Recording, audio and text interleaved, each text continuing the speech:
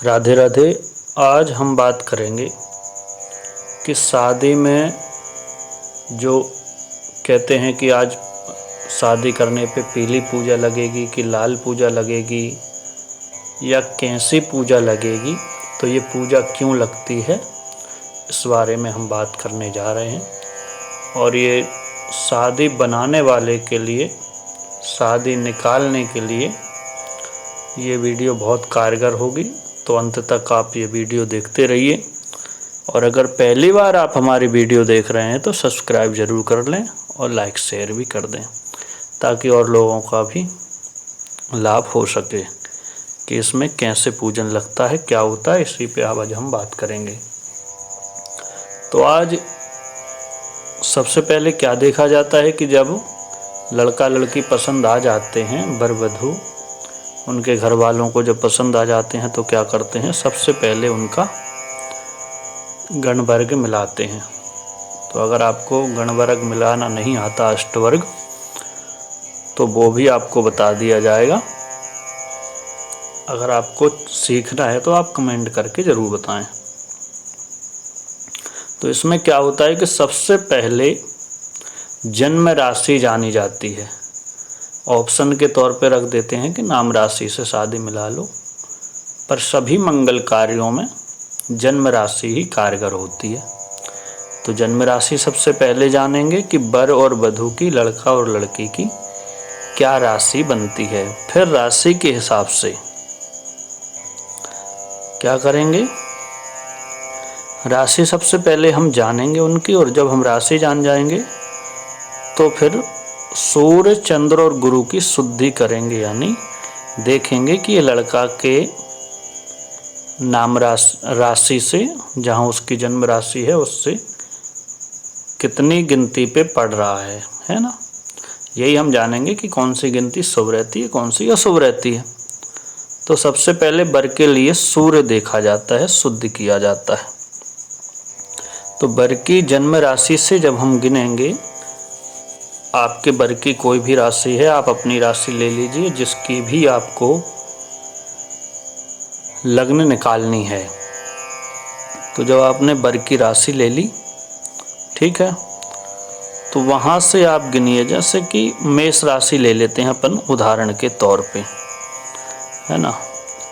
तो मेष राशि जैसे वर की है और उससे गिनने पर 3, 6, 10, 11 है ना, ये आती है, तो विवाह ठीक हो जाता है, यानी अच्छा रहता है, सर्वश्रेष्ठ माना जाता है। अब ये 3, 6, 10, 11 कैसे होगा, तो आप गिनेंगे मेष, वृष, मिथुन, ठीक है, 3 हो गया। तीसरे पे अगर सूर्य चल रहा है तो फिर कर्क, सिंह, कन्या।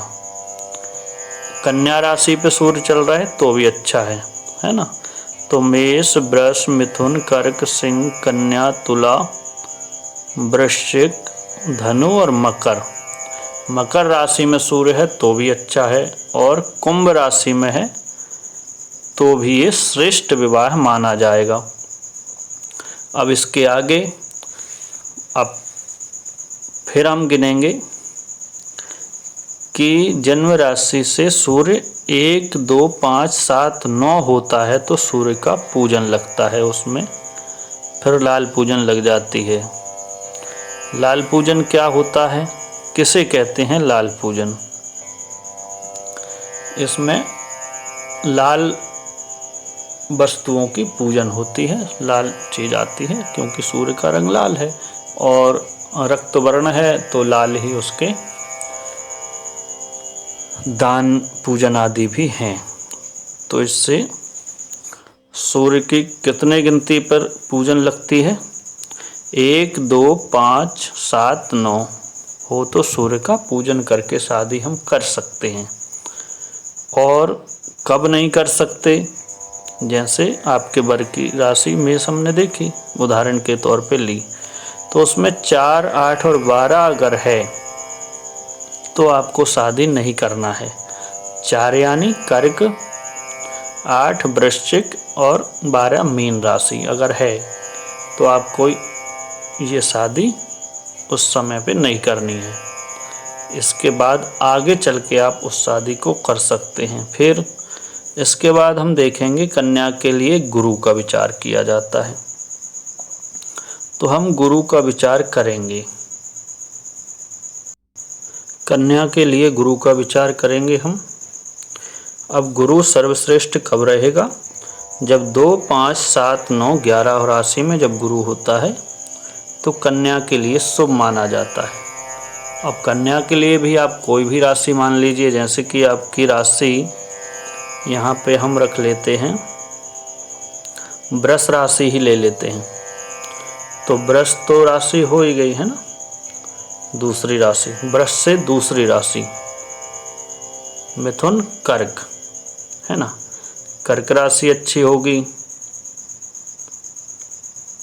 सिंह,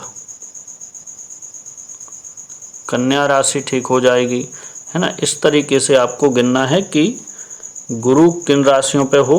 2, 5, 7, 9 और 11 राशि में जब गुरु होता है तो शादी बहुत अच्छी मानी जाती है।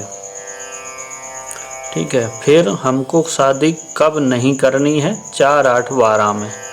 4, 8, 12 में चाहे सूर्य हो, चाहे गुरु हो, चाहे चंद्रमा हो, हमें 4, 8, 12 में शादी नहीं करनी है। यहाँ इस तरीके से शादी करने से कुछ भी अरिष्ट की संख्या हो सकती है कि कुछ भी खराब ना हो, इसलिए यहाँ निषेध किया गया है कि 4, 8, 12 में ये भाव भी अच्छे नहीं माने गए हैं और यहाँ पे ये गिनती भी अच्छी नहीं मानी गई है, इसलिए यहाँ पे निषेध किया गया है। ठीक है, यहाँ उच्च राशि मित्र राशि में अगर बैठा हो, कुंडली के हिसाब से अगर कन्या का गुरु उच्च राशि में बैठा हो या मित्र राशि में बैठा हो, है ना, तो यहाँ शादी हो सकती है। और अगर नीच या शत्रु राशियों में बैठा है तो ऐसी स्थिति में शादी ना करें, उस टाइम पे ना करें। उसके बाद में दूसरी लगन जब आए तब देख करके, और जब शुद्ध साफ लगन मिल जाए तब शादी करें। अब हम आगे की तरफ चलते हैं। देखिए, गुरु का पूजन कब लगेगा? अब ये तो हमने बता दिया कि किस में करना चाहिए, किस में नहीं करना चाहिए। अब गुरु का पूजन कब लगेगा? कि जन्म राशि से कन्या के, और गुरु जब 1, 3, 6 और 10 राशि में हो तो गुरु का पूजन करके ही शादी करना चाहिए। ठीक है, अब हमने अभी देखा था कि कन्या की राशि हमने वृष मान लिया। अब वृष से गिन लीजिए 1, वृष से मेष, वृष, मिथुन। मिथुन राशि में गुरु होगा तो आपको पूजन करना पड़ेगा। ठीक है, वृष मिथुन 1 हो गए ना। यहाँ से आप ऐसे भी गिन सकते हैं जैसे कि मेष, वृष, वृष से मिथुन, कर्क, मिथुन, कर्क, सिंह, कन्या। कन्या राशि में भी आपको पूजन करना है ना। तो 1, 3, 6 और 10 ऐसे आपको राशि गिनना पड़ेगा। जैसे कि आपको उदाहरण के तौर पे भी बताया कि आप अपने जो भी वर या कन्या की राशियां हैं वहाँ से गिने, और जहाँ तक पूजनीय ग्रह बताया गया है, गुरु हो या सूर्य हो, तो वहाँ तक गिन के अगर पूजने वाली राशि आती है तो आप पूजन करके विवाह कर सकते हैं। और अगर नॉर्मल अच्छा आ रहा है तो कोई पूजन की विशेष ज़रूरत नहीं रहती, और 8, 4, 12 निषेध किया गया है। ठीक है, और जन्म राशि से जब 8, 4, 12 में या नीच शत्रु राशि का बैठ जाए तो वर्जित कर देना चाहिए, है ना। गुरु जब उच्च राशि का यानी 4 कर्क राशि में हो और नीच का यानी 10वीं राशि में हो तो शादी उस टाइम पे टालनी चाहिए। बाकी शत्रु और नीच राशि जो है उनमें भी नहीं करना चाहिए। तो अब दोनों का चंद्रमा देखा जाता है। चंद्रमा दोनों का ही मिलाना पड़ेगा, वर का सूर्य, कन्या का गुरु, और दोनों के लिए देखा जाता है चंद्रमा। तो चंद्रमा को कैसे देखेंगे? चंद्रमा के लिए 8 4 12 निषेध है। 8 4 12 में अगर चंद्रमा पड़ता है दोनों के लिए, चाहे वर हो चाहे कन्या हो, दोनों का ही जब चंद्रमा 8 4 12 पड़ता है, तो क्योंकि चंद्रमा हर दूसरे दिन तीसरे दिन बदला जाता है, 2.25 दिन चलता है चंद्रमा एक राशि पे। तो अगर एक लग्न में ठीक नहीं है तो अगली लग्न में आप विवाह बना सकते हैं। अब गुण कितने मिलना चाहिए शादी के लिए? तो सबसे पहले 0 से 16 तक गुण मिलें तो शादी नहीं करनी है, ना कर दें, ठीक है। फिर 18 से ऊपर मध्यम गुण कहलाए हैं, बहुत अच्छे नहीं, मध्यम। और 21 से 30 गुण, 18 से 20 गुण मध्यम है, और 21 से 30 गुण उत्तम है, अच्छे हैं। इन गुणों में कोई रोक टोक नहीं, आप शादी कर सकते हैं, लेकिन ये ग्रह शुद्धि करके। और 31 से 36 गुण मिले तो अति उत्तम है, क्योंकि गुण 36 ही होते हैं, और 36 के 36 भी किसी के मिल जाते हैं कभी कभी।